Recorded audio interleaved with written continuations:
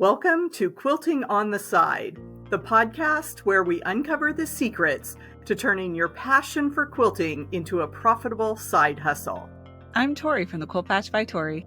And I'm Andi from True Blue Quilts. And together, we're your co-hosts on this exciting journey of creativity, entrepreneurship, and all things quilting. We're here to help you navigate the world of quilt pattern design, course creation, digital marketing, and running an online quilt business. We've been through the ups and downs ourselves, so we know what it takes to make money from your favorite hobby. That's right, Tori. We're going to share our experiences on how we've grown our businesses while balancing family with other paying work responsibilities. It's not always easy, but it's definitely possible. We are thrilled to be here for a big celebration. Season 2 of Quilting on the Side. We have just been plugging right along, and we hit a major milestone a couple weeks ago, 7,500 downloads all time. So pushing forward to that 10,000 mark, that'll be a big party. And, personal milestones too. I am the proud mom of a high school graduate finally. So that's exciting. And what has your family been celebrating? Well, yeah, my oldest is finished kindergarten, so I'm at the beginning and you're at the end. Yes, that's wonderful. So seasons of growth all the way around. And definitely something to celebrate. And we've talked the last few episodes about planning and attending H&H Americas. And one of the big things I remember you saying, Tori, was that you had planned some time for reflection. So tell us how that has gone after a big trip. So I definitely took some time to rest. I took the whole weekend and stayed outside with my kids. I did a lot of gardening. While we were gone, we actually had our front yard dug up because we had an old pipe that needed to be replaced. So there was a lot of yard work that needed to go into the front yard. And it looks not like something ran through it, but we are still missing grass. So it's better. But I kind of took that time to reflect, gardening, doing some I don't know if I call it hard labor, but something laborious is good. Definitely physical activity. Yeah, physical activity. But with a desk job, I don't really get a chance to do a lot of that. So raking, I did a lot of raking. Like my arms were sore from all the raking and digging and moving stones and mulching. Is that a thing? Is mulching a verb? Well, anyway, putting mulch down. So there was a lot of physical exertion that I don't normally get, which felt really good. It was very meditative. So it gave me a chance to really think about what I was able to accomplish at H&H, the people I got to meet, and the people that you guys got to hear last week in our interviews, which were really, really fun. And I'm really glad that we had decided to do that because it gave me a chance to meet some really cool people.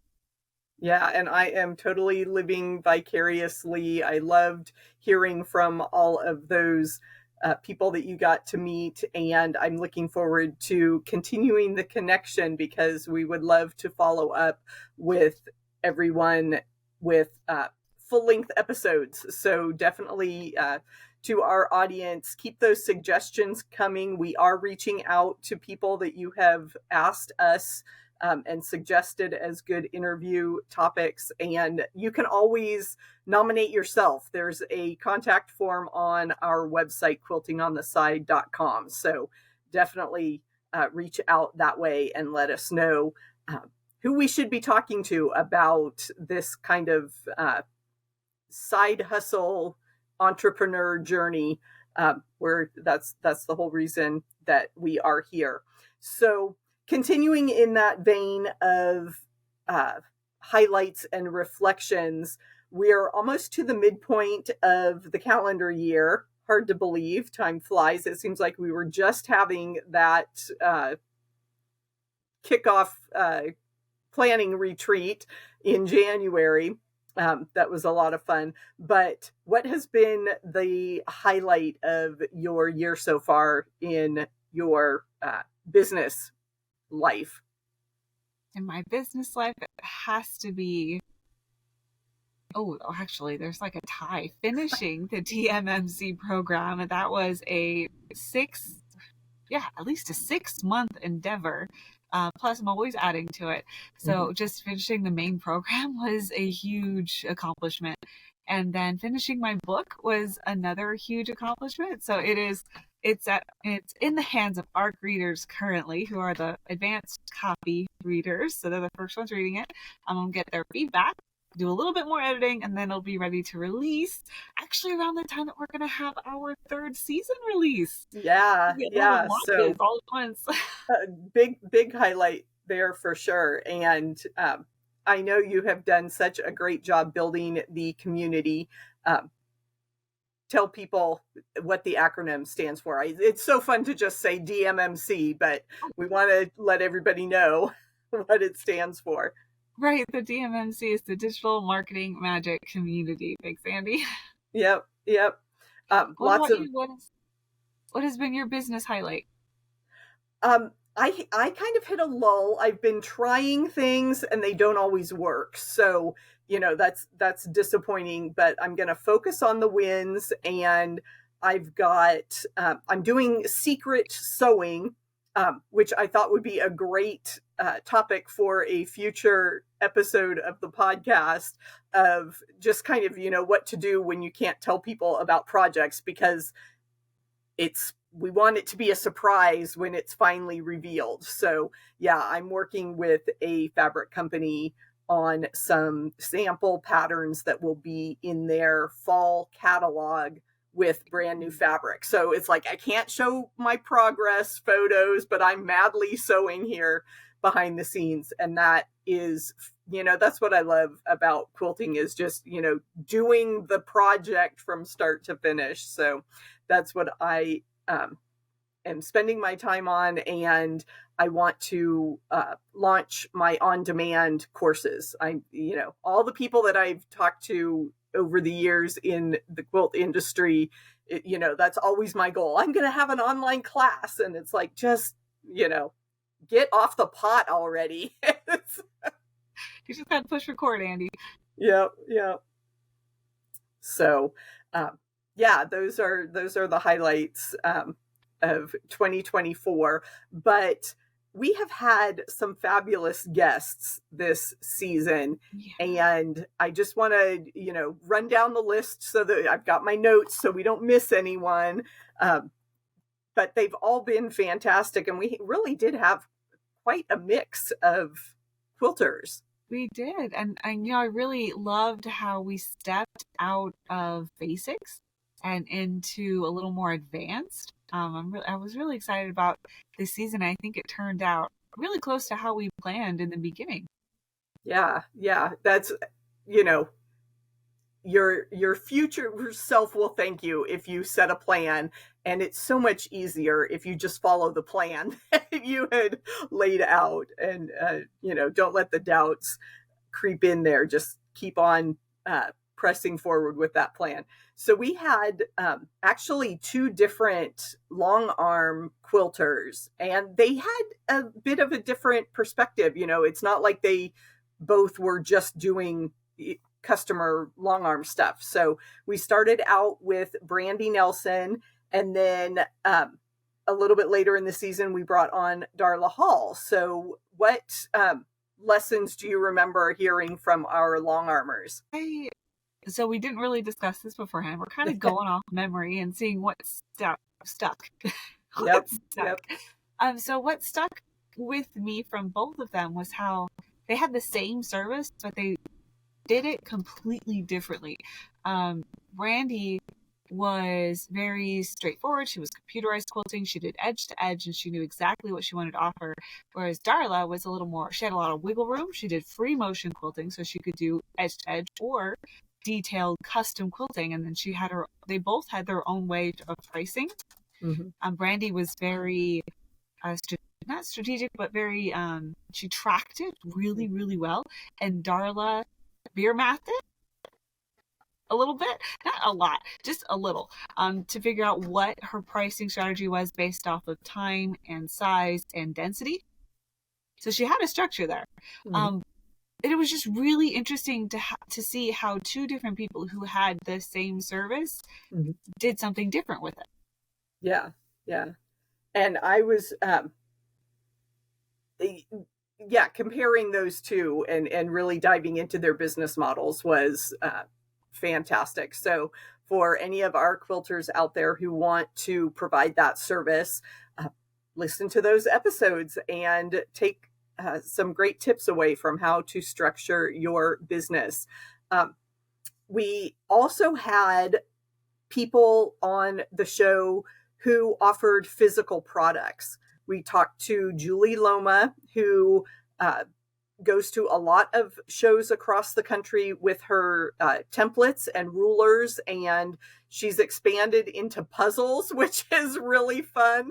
And we also talked to Becky of Sew Forever, who's offered several different things, and now is focused on her EPP sticker template um, product. So, can you remember anything from those product sale Well, geniuses? fun fact that you mentioned puzzles, because I got to meet Julie at H&H. yeah. At eight, I'm sorry, at H&H, and I got to actually see her puzzles and her rulers in person. She gave me some really cool advice about self-publishing, because she also has a book. Don't know if you knew that, but she also has a book. And so that's fresh in my mind, meeting her. And I think it's really cool how she is there and so supportive of other quilt businesses. And Becky, I loved how she figured it out as she went. Mm-hmm. She needed this type of material, so she went and found it. She needed this information, so she went and found it. And I liked her tenacity Mm-hmm. and her ingenuity. They both have really great ingenuity, both of them. Yeah, That's what's yeah. sticking out in Well, my memory. I think it goes to the creativity of our industry, that, and quilting is all about figuring it out, how it's going to fit together. So Very yeah, true. it's fun to see how those characteristics come forth in the business arena as well. We talked to a couple different teachers, and honestly, most of our guests are teaching in some way, because that's an easy way, or not necessarily easy, but an obvious way to monetize your skill is to teach someone else. Uh, but we had Lyric from Academy for Virtual Teaching on, and Sherry from Rebecca May Designs, who has taught on cruises and retreats. So again, a little bit different format for each of those people, but any thoughts there on the teachers that we talked to? I love how warm-hearted the teachers, the ones that lead with teaching, tend to come across. You can see that they are used to communicating in that way where they show their heart. At least for our guests. Mhm. So that's what really sticks with me. I love that we had somebody who did cruises and does a, does trips and does a lot of in-person teaching, and then we had Lyric, who does some in-person teaching but mainly teaches virtually and has the entire Academy for Virtual Teaching, which it was great to have that dynamic. Definitely good resources out there. The examples, the bucket list item to be able to go on a quilt cruise, and then the practicality of the Academy for Virtual Teaching. So yeah, great resources there. Um, and then I used my connections in the YouTube world and invited Chris from Sew the Distance. And that was a really fun discussion too, to talk to someone who kind of fell into this whole monetization game, because I think she just started her quilting YouTube channel as, kind of something to do when she first retired, and all of a sudden she's a small business owner. So that was really fun. I remember laughing a lot with Chris. Yeah. So Again, it's she's hard to really fun. meet a quilter who's grumpy. Everybody just loves this craft, and we can talk quilting all day long. So yeah, it was fun to see how YouTube has expanded the quilting world. And then It was going nice from to the hear video. that. It was nice to hear that she wasn't a fan of mystery quilts, because I've never been a fan of them. I mean, they seem intriguing, but I don't think I would enjoy one. I've never bought one because I don't think I'd enjoy not knowing the end. I think it would drive me insane because mystery movies do the same. Like a true crime, not true crime type stuff. Like I tried to listen to a few podcasts, watch a few things, and I'm like, I don't get the appeal. But that's just me. But it was nice to like hear somebody else say it because I'm like, yeah. Yeah. But I'll I'll be the opposite because I'll do mysteries all day long. Just, as long as I can see one step ahead, which works for, mystery quilts. The rest of my life, it's like, no, I need a decision. I need to know what's happening. So that was Maybe great. it's because I am military. So like I have I'm not military. My husband is, and I'm a military spouse. So just to say that clearly, a military spouse. So our life kind of revolves around his schedule. So there is mystery in my everyday. So maybe that's why I'm like, I'm good with mystery. I got enough of it.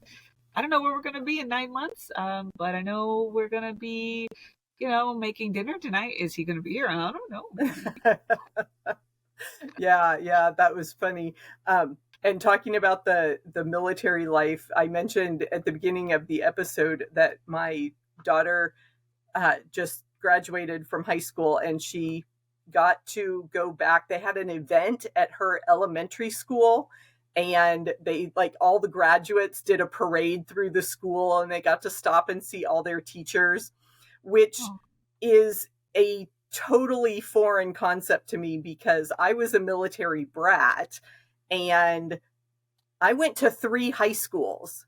So there was none of this, friends from kindergarten thing. So it just boggles my mind that she has gone to school with the same people her entire life. So yeah, it'll be interesting to see how she adapts to this next year of major change. But yeah, That's wonderful. She has such a solid foundation. Yeah. I really enjoyed my military life as a youngster. Lots of happy memories and lots of fun places. So, we also, getting back to podcast topics, so we went from the YouTube format. People don't always like to watch videos, so we had something for our readers, and we brought on Ashley Montgomery, who actually we both know from way back in the day when we were learning about entrepreneurship all together in the same online class.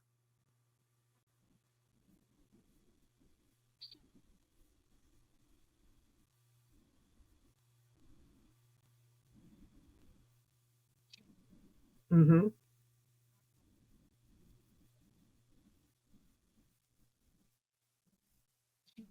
Together with quilting. She has a string with quilting where she's raising money with quilting for Alzheimer's and she's got it worked in with her novels. I thought that was beautiful and how she incorporated it all. Yeah. And I just, it's anytime we have a quilter from the South with that lovely accent, it just makes me all warm and fuzzy. And I really do enjoy Ashley's novels. She has written a series set in Green Hills, Oklahoma. And I've just really enjoyed visiting that world that she has created, and it's just a cozy little clean romance kind of novel that is perfect to take with you to the beach on those times and places that you don't have your sewing with you. I loved how she published her books in all sorts of formats, and I think that encourages our audience to do so as well. Yeah. This season, we also did a deep dive, and our one of our later guests was Julia Walks, who has done row by month quilts, and Block of the she's month, or block of the row of the row month. of the block. Kind of like a block of the month, but you do the whole row. Row of the month. There we go. Yep. Row of the month. Hi, Julia. So really, really fun. I'm so thankful that Julia was willing to come on and go into such detail with her launch experience and the lessons learned from putting that type of pattern out. Yeah, we've had a lot of feedback on how well or how much value people are getting from that deep dive into and comparing both your launches on how you prepared and she prepared and how it all came out. We got some really good feedback on that one. So thank you guys for your feedback and your comments. Yeah, it's so gratifying because that's exactly what I wanted to do with this podcast, was to be able just to share the ups and downs of entrepreneurial life, because not everything you offer is going to be successful, and you need to be able to learn from every endeavor and move forward. And I guess that's the biggest lesson I've learned in this entrepreneurial journey is don't give up. Just, takes 10 years to make an overnight success. So that's pretty much where we ended it. Of course, we had our H&H episodes to wrap up season 2. So you can really see we've covered a lot of ground in a few short months here. We did. We really did. And looking ahead, we have been trying to have some community events. So do you want to talk about that next gathering? So we have our quarterly planning, which we have at the last Friday of every quarter. So it'll be in June. Every month, every quarter. Yeah, so it's going to be June. I believe it's June 28th. 28th or 29th. Go to the website. All the information is there under the events tab. Yeah. And it's free. So that is a completely free event. And we also have, it's the 28th. So June 28th is our next one. Oh, calendar. It's a Friday night. So, comfy clothes, beverage of choice, and we'll do some planning for quarter 3. Exactly. And then we're also planning a little bit of planning. We're thinking, idealizing, getting information together about our next retreat coming up in 2025. So we're looking at the winter of 2025.